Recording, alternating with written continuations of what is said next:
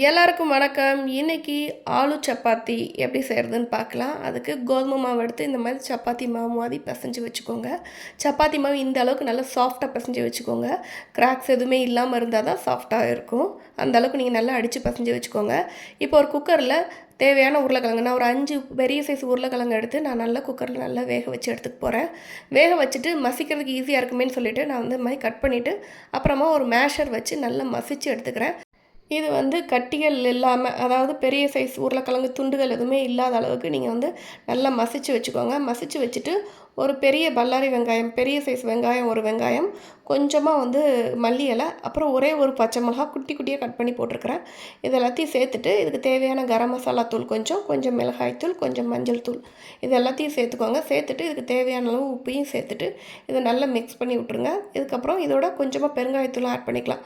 Add பண்ணிவிட்டு இது எல்லாத்தையும் ஒன்றா சேர்த்து பிசைஞ்சு மிக்ஸ் பண்ணிவிட்டு இந்த மாதிரி உருண்டைகள் தனியாக உருட்டி வச்சுக்கோங்க.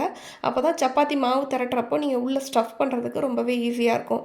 இப்போ சப்பாத்தி மாவு கொஞ்சம் நேரம் நம்ம பிசைஞ்சு வச்சுட்டோம் இல்லையா, கொஞ்சம் ஊறி இருக்கும். இப்போ கொஞ்சம் வழக்கமாக எடுக்கிற சப்பாத்தியை விட கொஞ்சம் பெரிய உருண்டைகளாக நீங்கள் எடுத்துக்கோங்க. எடுத்துகிட்டு சப்பாத்தி நல்லா வட்டமாக திரட்ட ட்ரை பண்ணுங்கள். வட்டமாக திரட்டினீங்க அப்படின்னா உங்களுக்கு இதுக்கப்புறம் ஸ்டஃப் பண்ணதுக்கப்புறமே உங்களுக்கு நல்லா ரவுண்டாக வரும். அதனால் ஓரளவு ஒரு வட்டமாக வர்ற அளவுக்கு நீங்கள் வந்து சப்பாத்தியை திரட்டிக்கோங்க. சப்பாத்தி திரட்டிட்டு இதுக்கு நடுவில் வந்து அந்த மசாலா கலவைகள் இருக்கு இல்லையா, அந்த உருண்டையை அது உள்ளே வச்சுட்டு சுற்றி இருக்கிற அந்த சப்பாத்தியை எடுத்து நீங்கள் வந்து இந்த மாதிரி ரவுண்ட் பண்ணிவிட்டு மோதகம்லாம் உள்ளே வைப்போம் இல்லையா, அந்த மாதிரி நீங்கள் ஸ்டஃப்ஸ் வச்சுட்டு மேல்டாப்படி இருக்கிற மிச்ச மாவை நீங்கள் பிச்சு தனியாக எடுத்து வச்சுட்டு அடுத்த சப்பாத்தியோடு சேர்த்துக்கிறது தான் பெட்டர். நீங்கள் அதோடையே நீங்கள் சேர்த்து நீங்கள் பண்ணிட்டீங்க அப்படிங்கும்போது உங்களுக்கு சப்பாத்தி வந்து ரொம்ப குண்டாக இருக்கும். ஏற்கனவே மாவோட அளவு வேறு ஜாஸ்தி, உள்ளே வேறு ஸ்டஃப் வச்சுருக்கோம் இல்லையா, அதனால் ரொம்ப பெரிய சைஸாக இருக்கும் சப்பாத்தி. ஸோ அதனால் எக்ஸஸாக இருக்கிற மாவை நீங்கள் வந்து எடுத்து வச்சுருங்க. எடுத்து வச்சுட்டு நீங்கள் இந்த சப்பாத்தி நீங்கள் ஸ்டஃப் பண்ணதுக்கப்புறம் தேய்க்கிறப்போ அழுத்தம் கொடுத்து தேய்க்கக்கூடாது. ரொம்பவே மிதமாக லைட்டாக தேய்க்கணும். நீங்கள் ரொம்ப அழுத்தம் கொடுத்து தேய்க்கும்போது உள்ளே இருக்கிற அந்த உருளைக்கிழங்கு கலவை வந்து கொஞ்சம் கொலகொலத்தன்மை இருக்கும் தெரியுமா, அதனால் அது வந்து நீங்கள் அழுத்தி தேய்க்கும்போது அந்த ஸ்டஃப்பு வந்து வெளியே வர்றதுக்கான வாய்ப்பு இருக்குது. அப்படி வந்துச்சுன்னா வந்து உங்களுக்கு சப்பாத்தி ரொம்ப டேஸ்டியாக வராது. அப்புறம் உங்களுக்கு கல்லில் போடுறதுக்குமே வாக்காக இருக்காது, ரொம்ப கல்லெல்லாம் ஒட்டும்.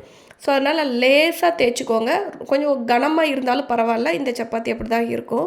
ஸோ இந்த அளவுக்கு கனமாக தேய்ச்சிட்டு கல்லில் கொஞ்சமாக ஆயில் தடவிட்டு இல்லைனா நெய் ஏதாவது தடவிக்கோங்க.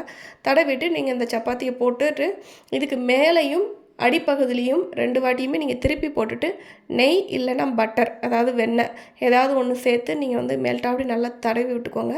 இது நல்லா 2 பக்கமும் வெந்து எடுத்ததுக்கப்புறம் சூடாக சர்வ் பண்ணுங்கள். இதுக்கு வந்து நீங்கள் சைட் டிஷ்ஷாக வெறும் தயிர் மட்டும் வச்சு சாப்பிட்டாலே ரொம்ப நல்லாயிருக்கும். இல்லைன்னா ஊறுகாய், அதுவே ரொம்ப சூப்பர் காம்பினேஷனாக இருக்கும். நீங்கள் வந்து இதுக்கு குருமா வைக்கணும், மசாலா எதுவும் வைக்கணும் கூட அவசியமே இல்லை. உள்ளே இருக்க ஸ்டஃப்பே இதுக்கு வந்து தாராளமான ஒரு சைட் டிஷ்ஷாக இருக்கிற மாதிரி இருக்கும். ஸோ அதனால் இந்த மாதிரி சப்பாத்தி 4 சப்பாத்தி சாப்பிட்ற இடத்துல நம்மளால் 2 தான் சாப்பிட முடியும். நீங்கள் இதுக்கு சைட் டிஷ்ஷாக வைக்கிற தயிரில் வந்து கட்டி தயிரை வெறுமனை அப்படியே வைக்காமல் அதில் கொஞ்சம் மிளகாய்த்தூள், கொஞ்சம் உப்பு, கொஞ்சமாக வந்து சாட் மசாலா போட்டுக்கலாம். அப்படி இல்லைனா நீங்கள் காராப்பூந்தி இருந்ததுன்னா காராப்பூந்தி போட்டுக்கலாம். இது எல்லாத்தையும் போட்டு காராப்பூந்தி போட்டு சர்வ் பண்ணும்போது சாப்பிடும்போது நீங்கள் காராப்பூந்தி தயிரில் போட்டு சாப்பிட்டு பாருங்கள். சைட் டிஷ் சூப்பராகவே இருக்கும். மறக்காமல் நீங்களும் உங்கள் வீட்டில் ட்ரை பண்ணி பாருங்கள். எப்படி வந்துச்சுன்னு கமெண்ட் செக்ஷனில் சொல்லுங்கள். பிடிச்சிருந்தால் சப்ஸ்கிரைப் பண்ணுங்கள். தேங்க்ஸ் ஃபார் வாட்சிங்.